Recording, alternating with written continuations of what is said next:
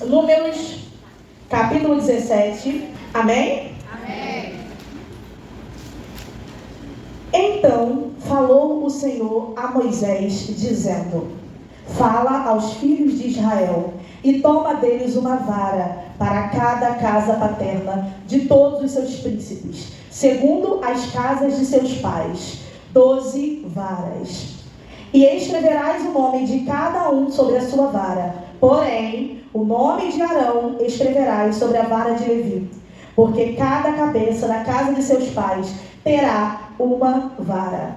E as porás na tenda da congregação, perante o testemunho, onde eu virei a voz.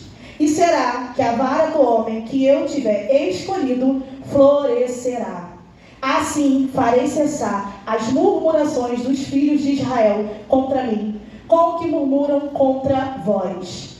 Falou, pois, Moisés aos filhos de Israel, e todos os seus maiorais deram-lhe cada um uma vara, para cada maioral uma vara, segundo as casas de seus pais, 12 varas. E a vara de Arão estava entre as suas varas. E Moisés pôs essas varas perante o Senhor na tenda do testemunho. Sucedeu, pois, que no dia seguinte Moisés entrou na tenda do testemunho, e eis que a vara de Arão, pela casa de Levi, florescia, porque produzira flores e brotara renovos e dera amêndoas. Então Moisés trouxe todas as varas de diante do Senhor a todos os filhos de Israel, e eles o viram e tomaram cada um a sua vara. Então o Senhor disse a Moisés: torna a pôr a vara de Arão perante o testemunho, para que se guarde por sinal para os filhos rebeldes. Assim farás acabar as suas murmurações contra mim, e não morrerão. E Moisés fez assim, como lhe ordenara o Senhor, assim fez. As irmãs podem tomar os vossos assentos. Primeiramente eu quero dizer que me encontro muito feliz por estar mais uma vez reunida neste lugar com as amadas irmãs, podendo adorar o nosso Deus, podendo exaltar o seu nome, podendo estar com as irmãs adorando, recebendo do Senhor como nós já estamos recebendo neste dia, e agora meditando na palavra do nosso Deus. Porque esse momento de comunhão, esse momento de unidade, que é o tema desse ano da nossa igreja, é um momento muito importante para o nosso crescimento espiritual.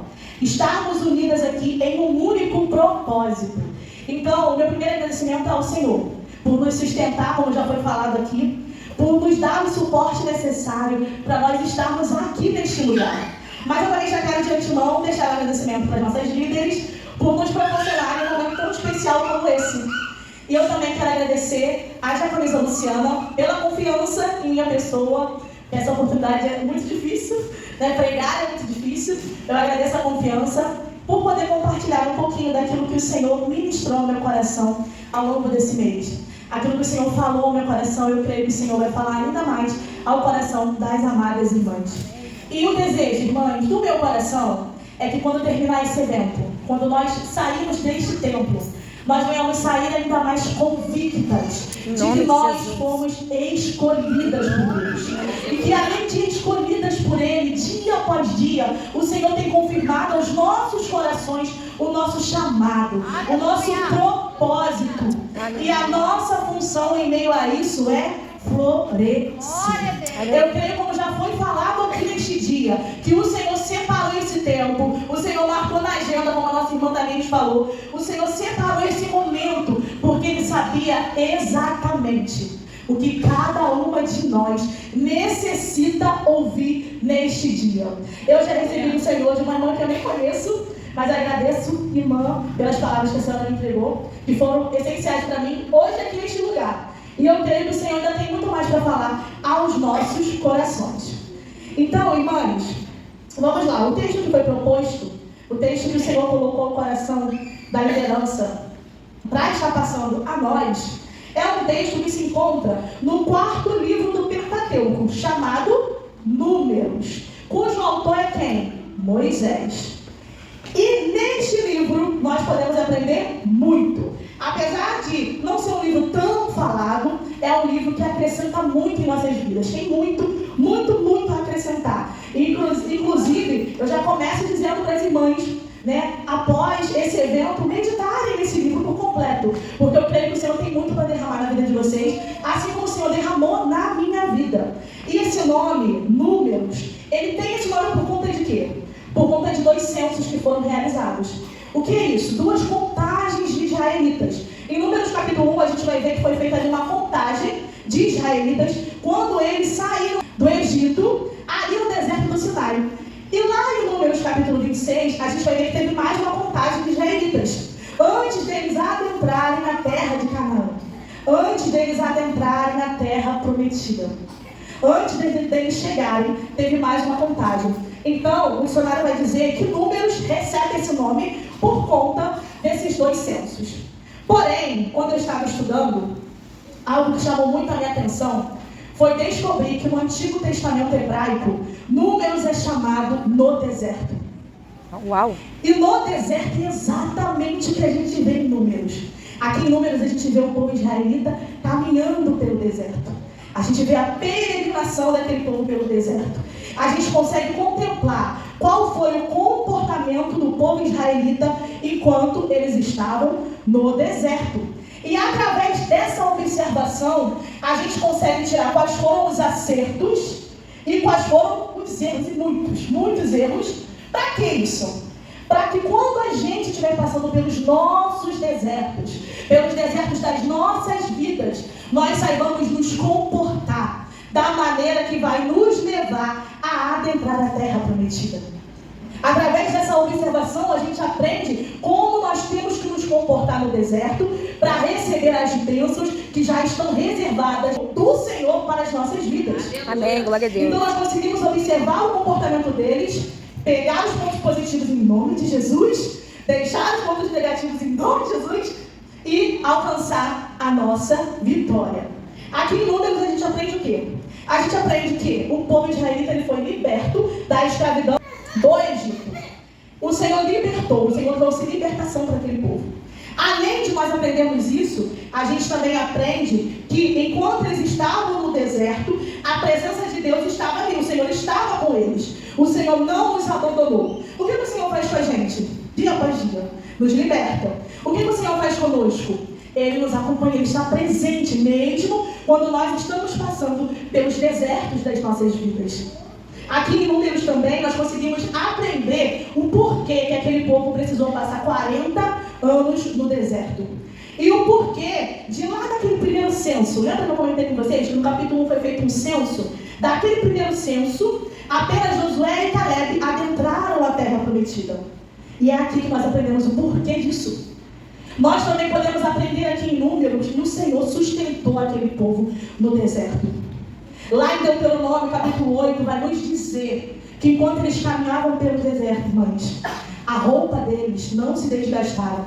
E os seus pés não incharam e nem criaram bolhas. Aleluia. Olha o poder do nosso Deus, olha a presença dele sendo manifestada nos mínimos detalhes. Aleluia. E quando eles estavam ali no deserto, o Senhor sustentou ele com maná, com aquilo que era necessário, tinha nutrientes necessários. E da mesma forma o Senhor faz comigo e contigo quando nós estamos passando pelos desertos. Olha para a sua vida, olha para tudo que você passou até o dia de hoje. Será que o Senhor te abandonou? Com toda certeza não, Ele se faz presente. Ele está presente. Só que aqui a gente já começa a ver um pouquinho do erro daquele povo.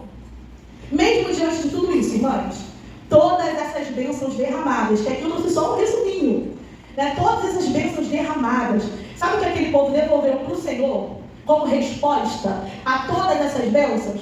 O povo devolveu para o Senhor. O povo não, a maioria, né? Não vamos generalizar. A maioria do povo israelita devolveu para o Senhor o quê? Ingratidão, incredulidade, infidelidade, rebeldia, desobediência, murmuração. E você?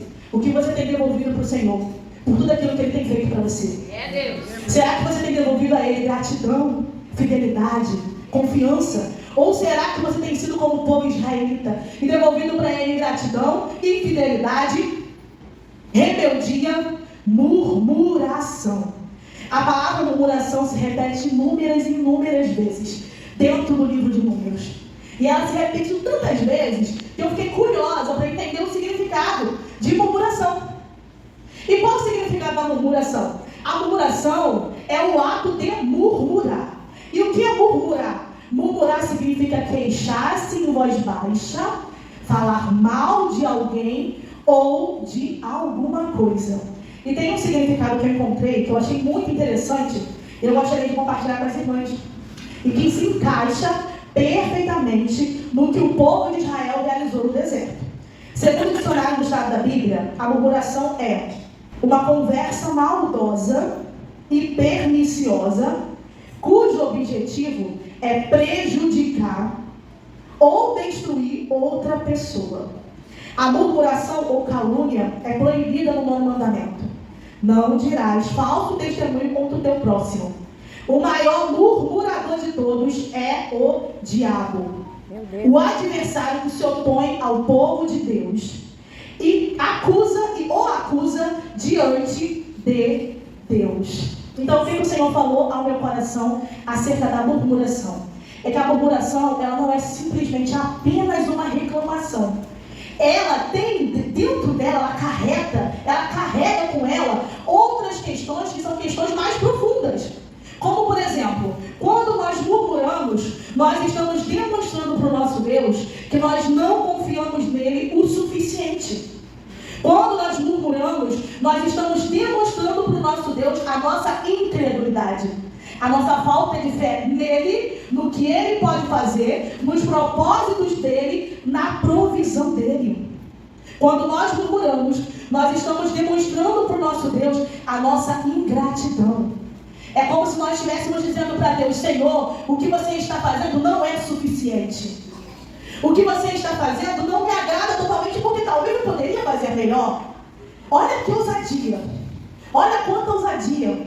Sendo que nós sabemos que o nosso Deus é o Deus Todo-Poderoso. Aleluia! O nosso Deus é aquele que sabe do nosso presente, do nosso passado e do nosso futuro. E por saber da nossa trajetória, Ele sabe exatamente o que cada uma de nós necessita. E aquilo que Ele nos dá é o que nós necessitamos. Meu Deus! Aquilo que Ele nos entrega é o que nós necessitamos.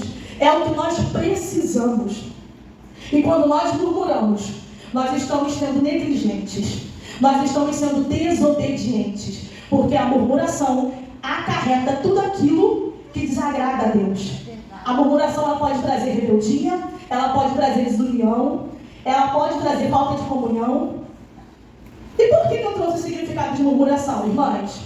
Porque a murmuração, ela pode ser um indício, o início de uma rebeldia contra um líder que foi estabelecido, que foi ordenado, que foi colocado por Meu Deus! Esse é o peso da murmuração. Ela não é somente uma reclamação, mas ela pode se tornar algo que vai ir contra o escolhido do Senhor. Meu Deus! E quando nós olhamos para o texto, quando nós olhamos para Números, capítulo 17, nós vemos ali que o Senhor, Ele fez com que uma vara florescesse para comprovar que aquele que estava estabelecido era o seu escolhido. E para cessar de uma vez por todas a murmuração daquele povo contra o seu escolhido. Existe um propósito do porquê dele ter florescido a vara de Arão. Existe um propósito. E para nós compreendermos, irmãs, mais profundamente esse propósito, eu gostaria de convidar as irmãs a abrirem as nossas Bíblias em Números capítulo 16. A gente vai regressar um pouquinho, a gente vai voltar ao capítulo. Vamos para Número capítulo 16, para nós compreendermos o contexto histórico e entendermos o porquê, de fato, foi necessário que o Senhor fizesse com que a vara de Arão florescesse. Então, Números capítulo 16, já deixem a Bíblia aberta, para nós meditarmos aqui em Números capítulo 16. Amém? Amém. Então, vamos lá. O que aconteceu aqui em Números capítulo 16? Aconteceu uma rebelião. Corá, que também é chamado de Coré, ele foi o líder, o mandante dessa rebelião. Então, juntamente com ele veio Abirão, Datã e On. On é mencionado apenas no versículo 1, mas está mencionado quando a gente aborda. Mas ao longo do capítulo vocês vão ver a presença maior de Corá, Abirão e Datã. Então, esses 4 mais 250 homens, líderes israelitas, homens que eram conhecidos da comunidade, se reuniram e fizeram uma rebelião contra quem? Contra Moisés e contra Arão. Contra a autoridade de Moisés, né, a liderança de Moisés, e contra o sacerdócio de Arão. E eu gostaria de ler com as irmãs, do versículo 8 ao versículo 10, para nós entendermos mais profundamente esse contexto. Números capítulo 16, versículo 8 ao 10, que diz assim: Moisés falou novamente a Corá: agora ouçam, levitas, acaso lhes parece de pouca importância que o Deus de Israel os tenha escolhido dentre toda a comunidade de Israel para estar perto dele, a fim de trabalhar no tabernáculo do Senhor e estarem perante a comunidade para servi-lo? Ele já deu a você, Corá, e a seus companheiros levitas essa função, e agora exige também serviço sacerdotal? Ou seja, Corá, ele já tinha um propósito específico para ele. Ele já tinha um propósito muito honroso de ser levita, de auxiliar o sacerdote nos serviços, nos trabalhos do tabernáculo. Ele já tinha uma missão. Porém, a ganância, o desejo de querer mais, de querer estar numa posição na qual o Senhor não colocou sobre a vida dele, Deus. a vontade de estar num lugar onde o Senhor não estabeleceu, fez com que ele se rebelasse contra a autoridade de Moisés e contra o sacerdócio de Arão. E por conta disso, irmãs, por conta disso ele pagou um alto preço, que mais à frente nós veremos.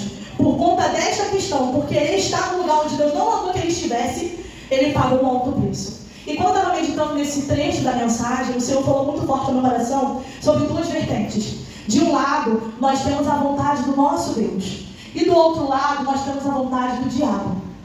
Na vontade do nosso Deus, a vontade do nosso Deus é que, primeiro, nós compreendamos que nós somos escolhidas. Nós fomos escolhidas para um propósito específico. Cada uma que está neste lugar foi escolhida para um propósito específico. Tem um versículo que eu amo muito, inclusive a Monique compartilhou essa semana no grupo, que é um versículo que se encontra em Jeremias, capítulo 1, versículo 5, que diz: antes que te formasse, eu te conheci, eu te escolhi. Antes que saíste da madre, eu te santifiquei. As nações te dei por profeta. Ou seja, o Senhor nos conhece e o Senhor nos escolhe. Então isso precisa ficar claro na nossa mente. Nós somos escolhidas do Senhor. E existe uma missão específica que o Senhor deseja derramar sobre nossas vidas. Só que como que a gente descobre qual é esse propósito? Qual é o meu propósito? Qual é o seu propósito? Quais são os dons que o Senhor tem derramado sobre nossas vidas? Quais são os talentos? Qual é o ministério? Através do relacionamento com Deus. Não tem outra maneira. Relacionamento. E esse relacionamento é um relacionamento profundo. Ele precisa ser profundo. Nós temos que sair do raso, mergulhar cada vez mais profundo no nosso relacionamento com Deus. É através da intimidade com Deus que nós descobriremos o nosso propósito. Então, qual que é a vontade de Deus? É entendermos que somos escolhidas. Entender o que é escolhida? Buscar o seu propósito, intimidade com Deus. Compreender o seu propósito? Aperfeiçoar, florescer, ou seja, crescer, amadurecer, aperfeiçoar aquilo que o Senhor te entregou para a honra e glória do nome do Senhor Jesus. Essa é a vontade de Deus para as nossas vidas. Mas, do outro lado, nós temos a vontade do diabo. Qual que é a vontade do diabo? Que nós não venhamos descobrir o nosso propósito. Meu Deus. A vontade do diabo é nos distrair. A vontade do diabo é nos cegar. A vontade do diabo é nos calar. A vontade do diabo é nos manter o máximo possível do propósito que o Senhor estabeleceu para as nossas vidas. E o que ele usa muitas das vezes? Muitas das vezes a arma que ele usa é a comparação. Você foi chamada para algo, mas começa a se comparar com outra irmã. Porque o dom dela é melhor, porque o talento dela é melhor, porque a voz dela é melhor, porque a desenvoltura dela é melhor, porque ela fala melhor. E o seu chamado para onde está indo? E o seu propósito?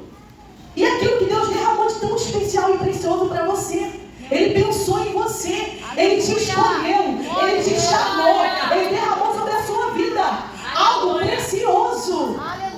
Mas o diabo, ele faz isso. Ele vai com as suas sutilezas, trazendo ao nosso coração esse sentimento de posse por aquilo que Deus não nos entregou. E sabe o que acontece? Nesse momento, nós não vivemos nem o nosso chamado e ainda atrapalhamos do outro. Meu Deus. E aí o diabo consegue, atacar de dois lados. Essa é a vontade de Satanás. E quando nós olhamos para o texto, nós vemos que Corá poderia estar ali vivendo o ministério dele. Ele podia estar sendo levita, com essa missão importantíssima. Mas a inveja, a ganância, o desejo por mais, fez com que ele tentasse contra a vida de Arão e de Moisés. E no final das contas, o resultado foi a morte. Só que, por outro lado, nós vemos aqui o versículo 11, que é o que demonstra o que acontece com aquele que tenta o escolhido do Senhor. O versículo 11, de número 16, nos diz assim: na verdade, é contra o Senhor que você e seus seguidores estão se rebelando. Afinal, quem é Arão para se queixarem dele? O que o Senhor está nos dizendo nesta tarde, irmãs? O que o Senhor está falando conosco? Que aquele que se rebela contra o escolhido do Senhor não está se rebelando de fato contra o escolhido do Senhor. Está se rebelando contra o Deus que o escolheu. Ir contra o escolhido do Senhor é ir diretamente contra Deus. É isso que a palavra está nos dizendo. E daqui nós conseguimos tirar duas reflexões. A primeira é uma reflexão que nos traz um conforto. E a outra é uma reflexão que vai nos trazer um alerta. Ou seja, a reflexão que nos traz um alerta é: medite naquilo que você tem pensado, naquilo que você tem falado, na forma como você tem se posicionado. Porque se você ir contra o escolhido do Senhor, você está indo contra o próprio Deus. Meu Deus. E a palavra que nos traz um conforto, irmãos, é que se nós entendemos que nós fomos escolhidas, nós fomos colocadas pelo Senhor numa determinada posição, seja numa liderança ou qualquer outra função. Se você foi escolhida, se você foi colocada pelo Senhor naquela posição, Deus já te confirmou isso. Você pode descansar. Aleluia. Por quê? Quem vai guerrear por você é o Senhor. Quem vai na sua causa é o Deus que nunca perde batalha. Aleluia. Isso nos dá um conforto de entender que se ficarmos na posição que Deus nos mandou ficar, não importa as afrontas, não importa os levantes, não importa os dedos apontados, não importa o falatório, porque o Senhor que te colocou naquela posição e te capacitou, Ele vai guerrear as suas batalhas, as suas guerras. Ele é o nosso comandante. Então nós conseguimos aprender nesse versículo 11 exatamente isso. E foi o que aconteceu com Arão e Moisés. Corá se levantou, mas como ele estava indo contra o próprio Deus, o Senhor é quem derrotou ele. Aleluia. E onde nós podemos ver isso, irmãos? Aqui no capítulo 16, no versículo 28 ao 35. Aqui no capítulo 16, no versículo 28 ao 35, nós vemos que o Senhor demonstrou quem era o seu escolhido. E como que isso aconteceu, irmãos? Isso aconteceu da seguinte forma: Moisés anunciou que se aqueles rebeldes morressem de causas naturais, significaria que Deus não havia escolhido Moisés e Arão para estar naquela posição. Mas se aqueles rebeldes morressem de algo novo, se algo novo acontecesse, a terra se abrisse e essas pessoas fossem engolidas vivas, essas pessoas fossem engolidas vivas com tudo aquilo que era delas, suas famílias, seus filhos, as crianças, as casas, isso demonstraria que aquele povo ali se rebelou contra o Senhor. E o que será que aconteceu?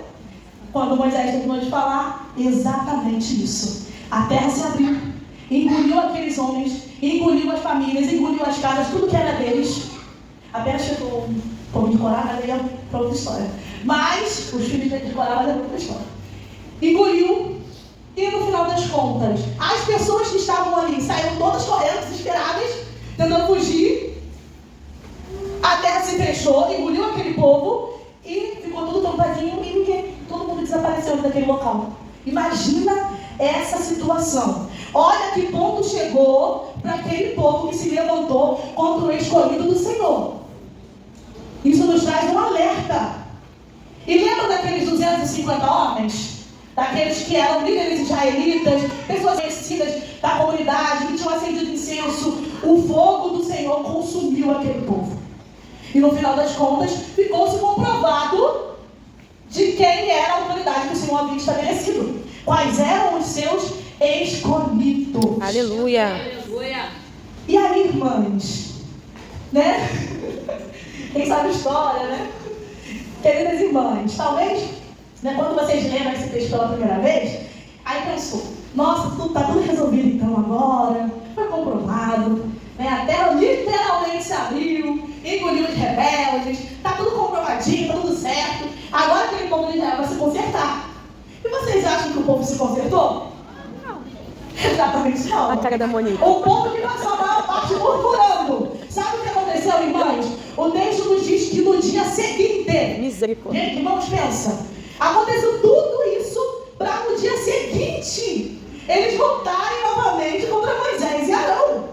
Vamos ler, irmãs, versículo 41 de Números 16. Versículo 41, Números 16, versículo 41. Nós vamos ler alguns versículos, tá? Mas no dia seguinte, preste atenção, toda a congregação dos filhos de Israel murmurou. Olha aí a murmuração. Murmurou contra Moisés e Arão, dizendo: vós, ou seja, caluniando, vós matastes o povo do Senhor. Olha o nível, olha a incredulidade daquele povo, olha a falta de fé daquele povo, olha o pecado daquele povo. Versículo 42. E aconteceu que, ajuntando-se a congregação contra Moisés e Arão, e virando-se para a tenda da congregação, eis que a nuvem a cobriu, e a glória do Senhor apareceu. Vieram, pois, Moisés e Arão perante a tenda da congregação. Então falou o Senhor a Moisés, dizendo: levantai-vos do meio desta congregação, e a consumirei, como no momento. Então, mas olha o que o texto nos ensina, como nós, servos do Senhor, temos que nos comportar. Então se prostraram sobre o seu rosto, e disse Moisés a Arão: toma o teu incensário e põe nele fogo do altar, e deita incenso sobre ele, e vai depressa à congregação, e faze expiação. Mais uma prova do sacerdócio de Arão.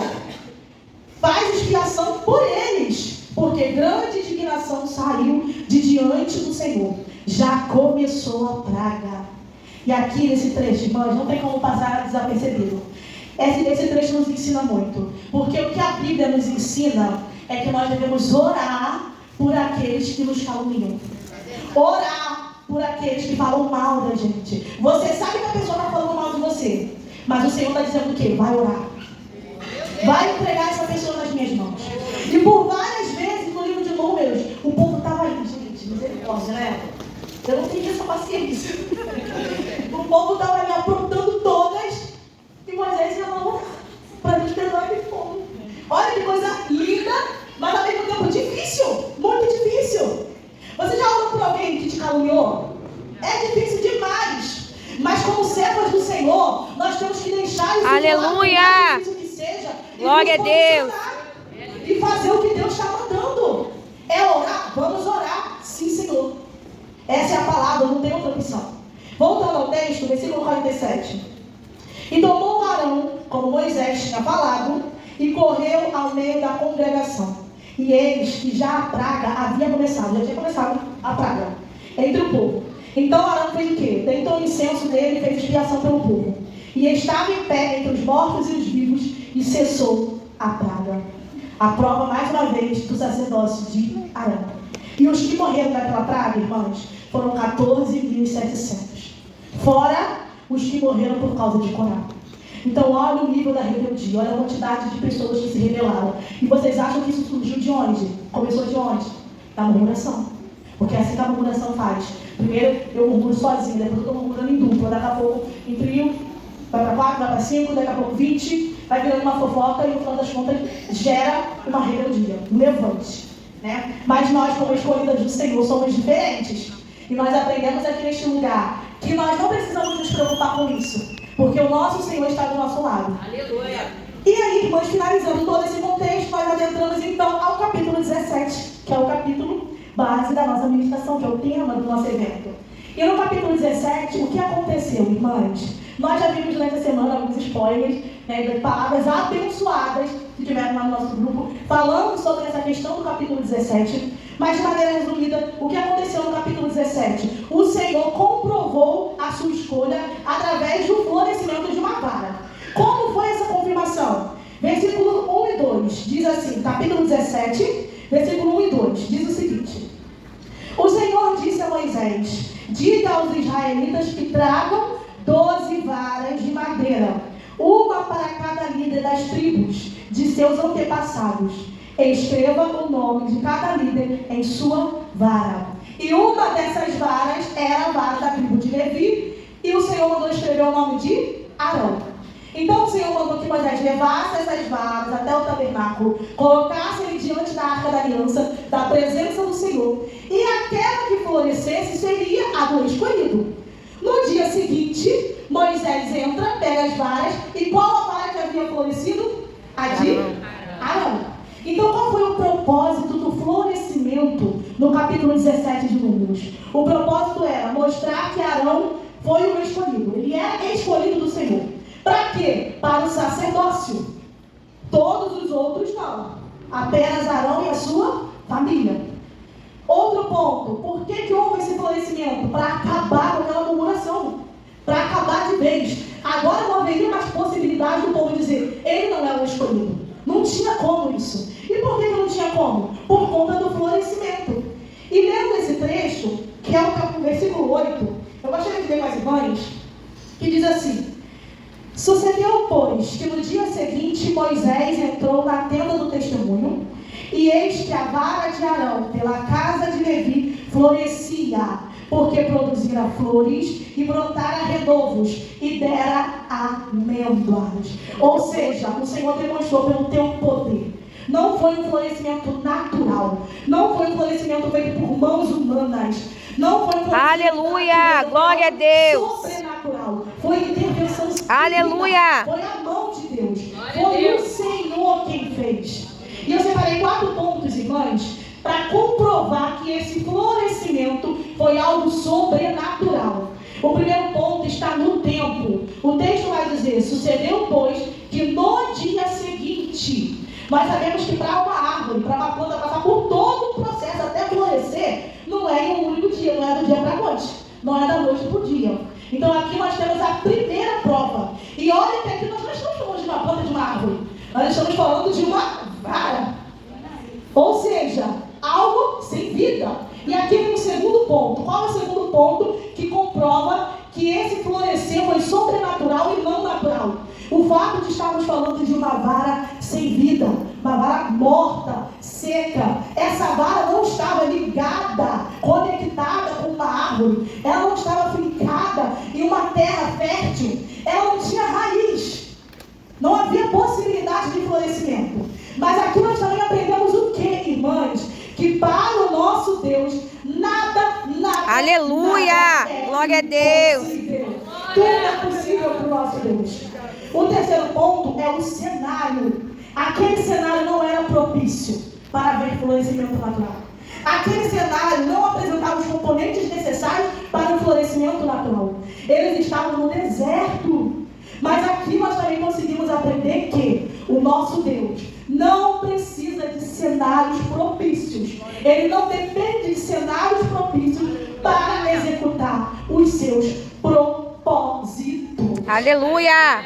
E a quarta, irmãos, o quarto e último ponto que nos apresenta, nos demonstra que esse florescimento, ele foi sobrenatural, está no fato de que o nosso Deus pegou uma vara sem vida, morta, e além de florescer, ele fez com que ela frutificasse. Exato.